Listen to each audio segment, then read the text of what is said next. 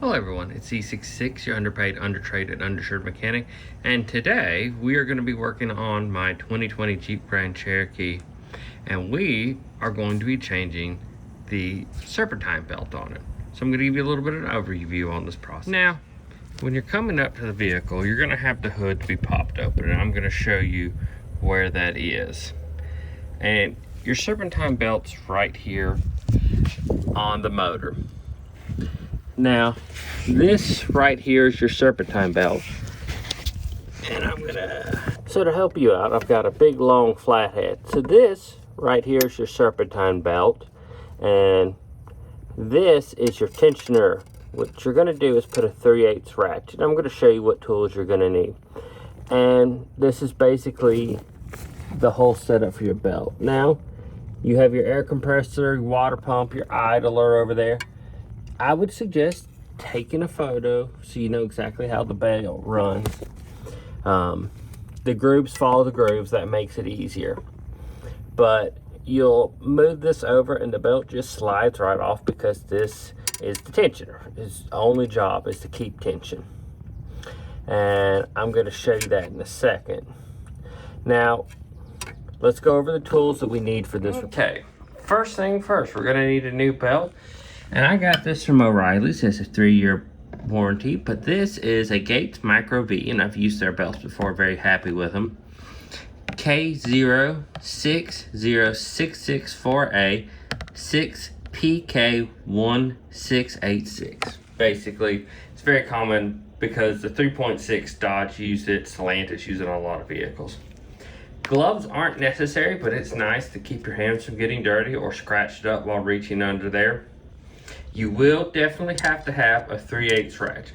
You don't have to have this long snap-on one that I have, but it makes your life a little easier. You also don't need this extension, but it's going to make my life a little easier to show you how to do this.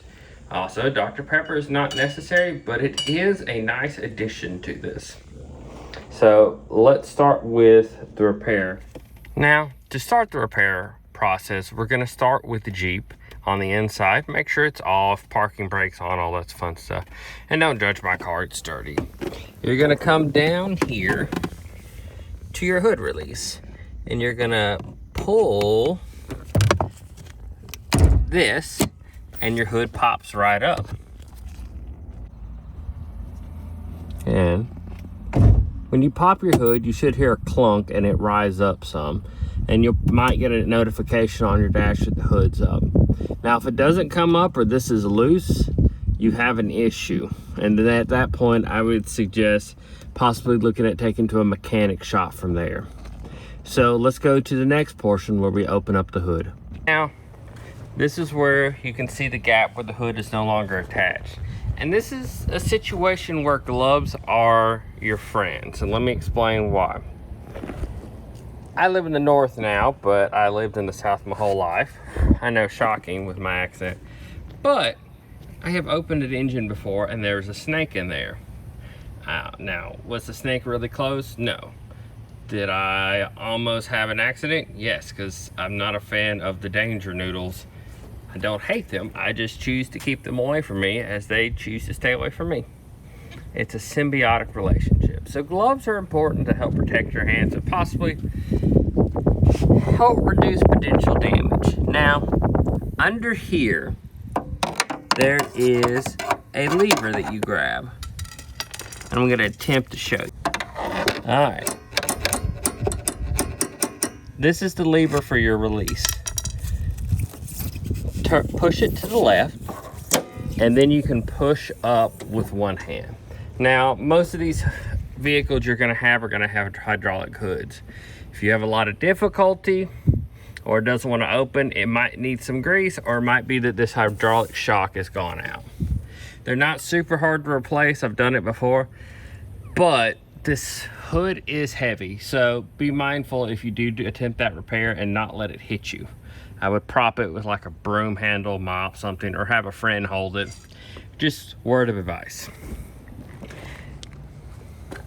Now this is where your hood rests, so you don't have to worry anything. You'll just grab it and go to push down, and you can see where the paint's rubbed off for the striker.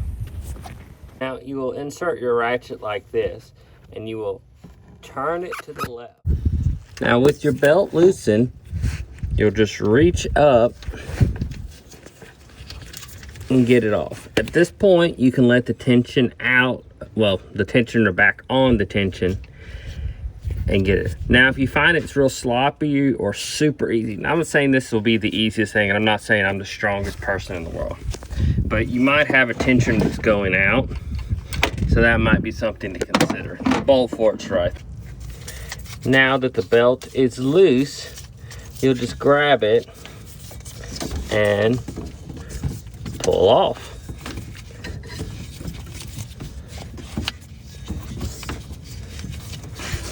This might be the one part where you have a little trouble. So I'm gonna stop the video so I can do it both. So this is the original belt, and just reviewing it, it's not in bad shape. So it definitely can be used for an emergency. Like I said at the beginning of the video, you don't want to throw this away when you're done. And I always like to double check the belt, make sure it's the same size, about the same length. It's not going to be 100% because it's fresh from the factory and brand new, but you just want to make sure it is mostly the same. And this is where you'll do the same process. And remember when I said the grooves go down. Now, it might help to feed it some, or so we're gonna feed it down, and you kind of want to line it up before you get all the way, because it makes your life a little easier.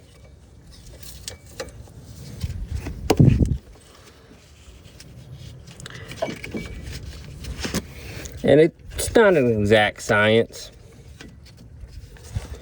You're just trying to get it mostly on there, because there's going to be too much slack for it until you get it over. So a little trick you can do is mostly get it all on there before you go to do the tensioner, because it's gonna need to stretch the belt over, and you can't really do it on your own. So I always pick one spot to be my pinch point, so to speak, when I do this. And where we took it off from the alternator is fine, because it'll take out some of the tension, tighten it up, and the belt will be on there. So we're gonna put the belt over next. Okay, so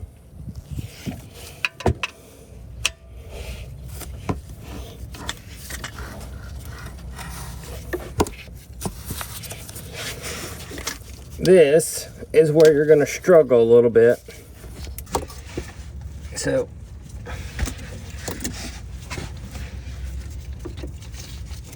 like I said, you're going to pick your place that this is going to suck, but you want that tensioner over.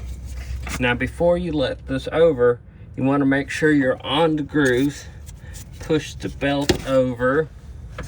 See, it slipped right there. And there. Now, go through here, hand check. Now that you've made sure everything is hooked up and you're good to go, the next thing to do is just to start it up.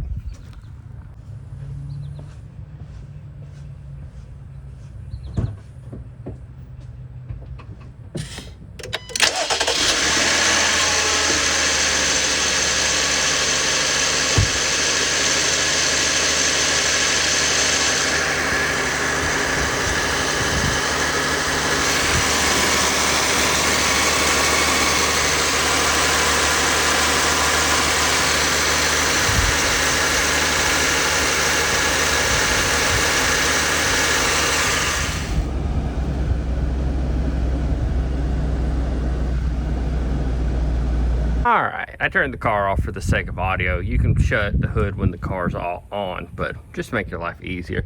Now that you've made sure your belt is good, you've run your air compressor and all is copacetic or happy, you're gonna take a hand and just pull down, close your hood, give it a nice slam, and that's all you need to do. You're good to go. At the Now that you're at the end of the video, we're gonna go over my secret for you. Keep your old belt, don't throw it away. I know that seems crazy because we want to replace it, but if you slip a belt, break a belt, something happens, you at least have something that you can put on your car to get you down the road without having to do a tow belt. Also, you can put it in its container that came with, and I put my receipt with it, so I know it's got a 3-year warranty, but you know, things can be hard to find, and this can make your life easier if you're at the parts store. So just put it somewhere that it's out of the way, works for you. V66, I hope you enjoyed this video. I hope you find it helpful. Have a good day.